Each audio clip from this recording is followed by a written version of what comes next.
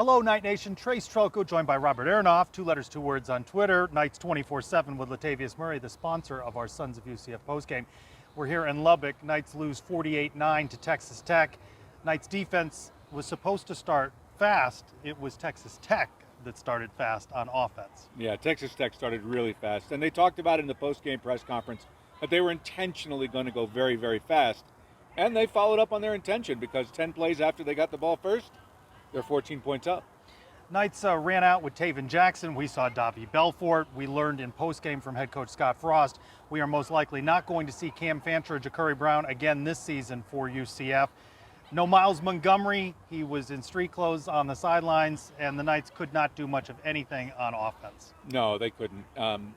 Really, they couldn't do anything on either side of the ball. They were taken advantage of on both ends. What you saw here is you saw two teams at two completely different levels. UCF's worried about how do we get a first down? How do we stay on the field?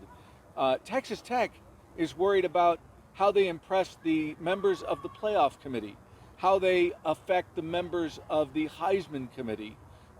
They've already got themselves focused on what they need to do. They're working on the smaller things. Texas Tech called off the dogs a bit, or perhaps this might have been worse for the Knights. Scott Frost says, sense of urgency there. The Knights return home. They host Oklahoma State, that is spiraling. It'll be senior day for UCF. A goal of going to a bowl game still lies ahead, but they got to get that win. Let's hear from head coach Scott Frost and the players. It's hard. The one thing that sticks out to me is they just look like they're playing a different speed than us. And part of that is their personnel. Part of it is just we got to keep growing as a team. We got to play with more speed of execution. All week I talked to guys about being fighters and being guys that you want to go to battle with. We got a lot of those guys, and they play hard. They won't quit. We just got to be better, and we got outclassed a little bit today, particularly in the first half. It was a tough loss, but it was encouraging to see the way the team attacked the second half. A lot of teams would just lay down, but I say both sides of the ball we came out and fought, and played a good second half for sure. I think the learning process of this, it's you got to teach a lot of lessons and get guys to understand a lot of things as a coach, and sometimes words are enough, sometimes they're not. Sometimes you have to go through experiences, and good or bad, you got to learn from them and get better. And first year we've had some heartbreak, and we've gotten our butt kicked a couple times, and we need to learn from that. But it's good for our kids to see a picture of what it looks like to be the best team in the league right now. How does a loss like this motivate you? It just makes you want to go harder. Right when you think it's enough, it's not. And then, like I said, the season hasn't gone nowhere near what we expected, so we don't got no choice. You have something more to prove. Yeah, we got many things to prove. The whole season's next week to me. The whole season, and I said it to the team after the game, and I'm not making it up. I can't wait to get back to work on Monday night, put a game plan in, get better at that, do a lot of the little things better, play with more intention, more speed, make a few more plays, eliminate some mistakes, play together, and go fight with this group again. It's very important. The cliche would be it's another game, but I would say it's important because it's good to get a win for sure. So just to come out and just execute the way that we know that we can execute, it's gonna be a great game. Robert, not much went right for the Knights. The punting game was pretty good throughout this one. I imagine much happier locker room at Texas Tech. A lot of big goals lie ahead for them. Yeah, the Texas Tech Red Raiders are absolutely focused on other things. They're focused on the higher level things.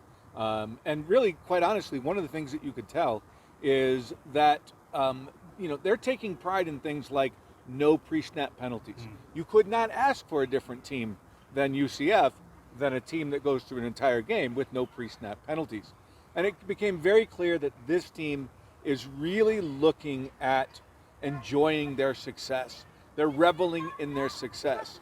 And they're coming together as a team through the happiness of that success.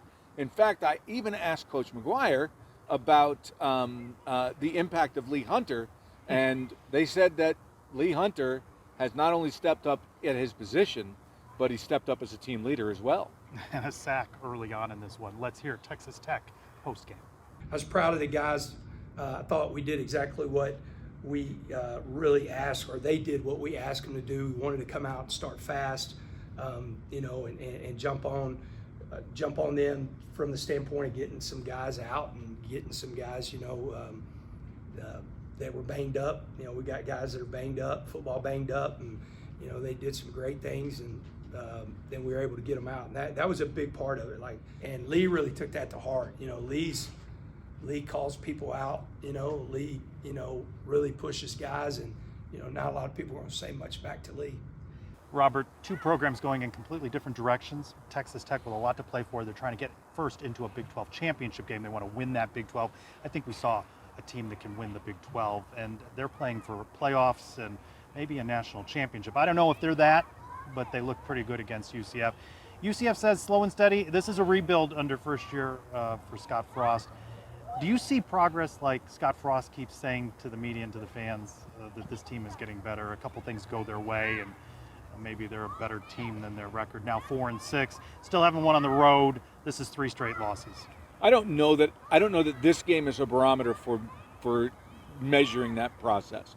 This team is at Texas Tech is so much better than the team that Scott Frost put on the field that it's hard to kind of measure the level of success. But there is hope, and the hope is that while UCF played a team that was absolutely as polar opposite of them this week, UCF plays a team that's a little closer to who they are next week in Oklahoma State.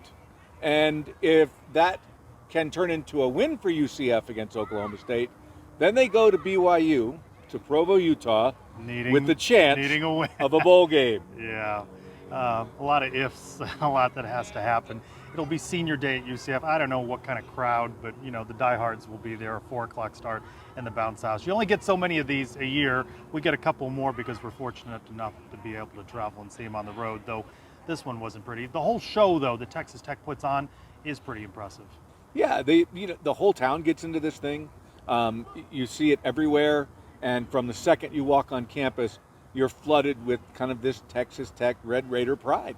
And it's evident in how they do things in the stadium. It's evident in how they treat the people. It's evident when you walk into a restaurant, people treat you well. This is a really nice place to come. And they even treated you pretty good up in the press box. Yeah, college town, right? You said to me, what's next? Well, what's next for Knights 24/7? I mean, a couple games left in the season, basketball getting going, but there's recruiting, and before we know it, the transfer portal will open again. Yeah, the transfer portal is a big thing for us at Knights 24/7. Recruiting is always a big thing for us. If people go to our message boards, if they can look at what Andrew Cherico's mega threads on recruiting for both basketball and football. There's a lot of new information there. There's great analysis from all of our staff. There's great articles that they can read. And quite honestly, on their message board, you can sign up for a free account and you can sound off on the message board. You like what's going, you don't like what's going, let the community of people know through the message board at Knights 24/7. I imagine you may hear over the next week a lot of people not happy with how things are going. For Robert Aronoff, I'm Trylko for the Sons of UCF.